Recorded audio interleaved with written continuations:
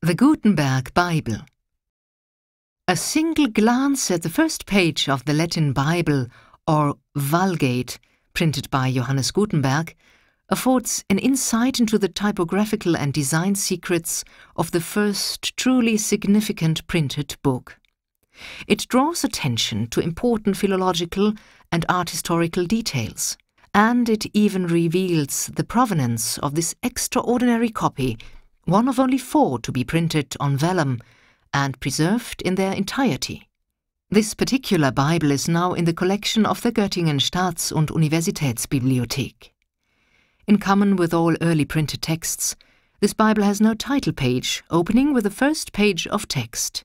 This is in fact a letter addressed by Saint Jerome, who in the early 4th century made the original version of this Latin translation to a priest, Paulinus, in which he expounds the fundamental significance of the Holy Scriptures and the importance of their sound exegesis. Turning to this copy of the Bible, which was originally in the collection of a monastery, we can read on the very first page a partial account of the Bible's provenance.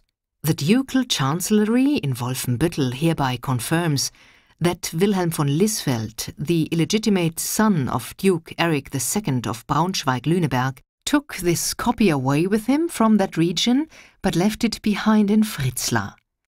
Duke Julius ordered that the Bible be returned, and on the 5th of April 1587 in Wolfenbüttel, it was handed back.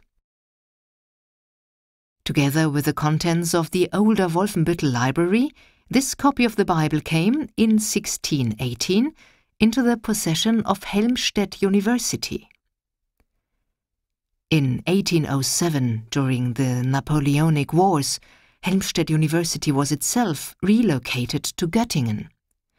Some of the manuscripts removed at the same time were later returned to Wolfenbüttel, but the Gutenberg Bible remained in Göttingen.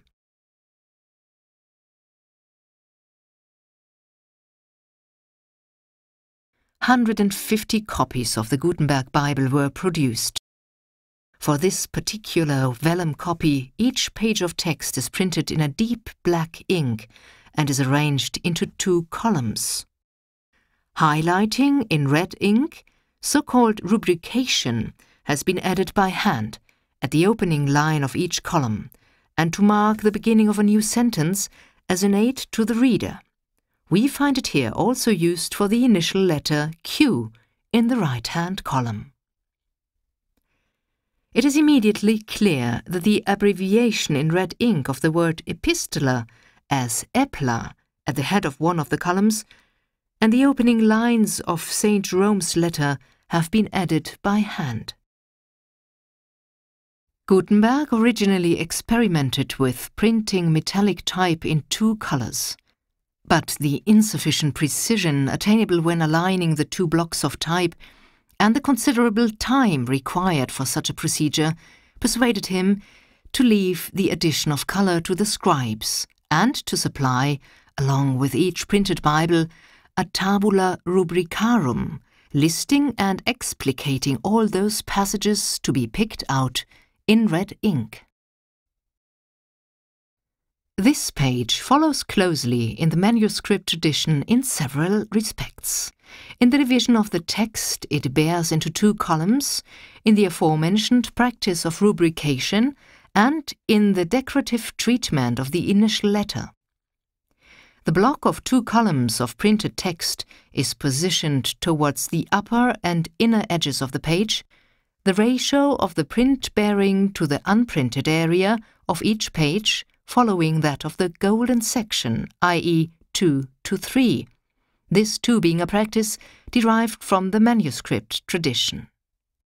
The style of the printed lettering, which is known as textura, so called because a block of such text appears to be closely and evenly woven out of vertical and horizontal marks, is itself derived from the lettering commonly found in the missals, the large prayer books of the manuscript era.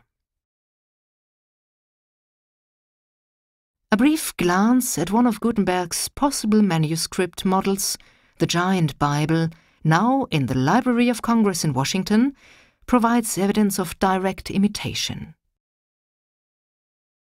The reason why Gutenberg's well-balanced text works so well is that he used not only one version of the 26 letters of the Roman alphabet, each of these in upper and lower case forms, but also a total of 290 diverse versions of these letters. And further variation was always possible through the introduction of ligatures and conventional Latin abbreviations. A few examples. In this line, it was necessary to save the space equivalent to 2 letters. So, the abbreviation L stands here for UL, that is to say, simul, and the abbreviation E for et. 2 lines further on, it is necessary to save the space equivalent to 3 letters. Here we find the abbreviation R for rum, so that the word reads amicitiarum, and E with a bar signifying em, here signifying fidem. And in the next line but one, there were originally 4 letters too many. The Latin abbreviation P with a bar stands for pre, that is to say preferebant. And, a particularly lovely example, if est has to be used at the end of a line, it can be replaced by a simple E. In the line below, we see the familiar abbreviation for the name of Christ, XPI, featuring the ancient Greek letters, here rendered in Latin transcription. 2 lines further on, a very accomplished ligature can be found in the case of the letter combinations ST and SS, used in the word Lustrasse.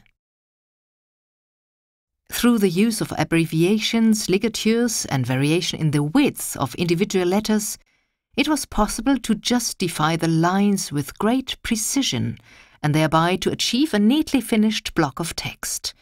The first printed book was simultaneously a masterpiece of typography, but its superlative character is also owed to other aspects.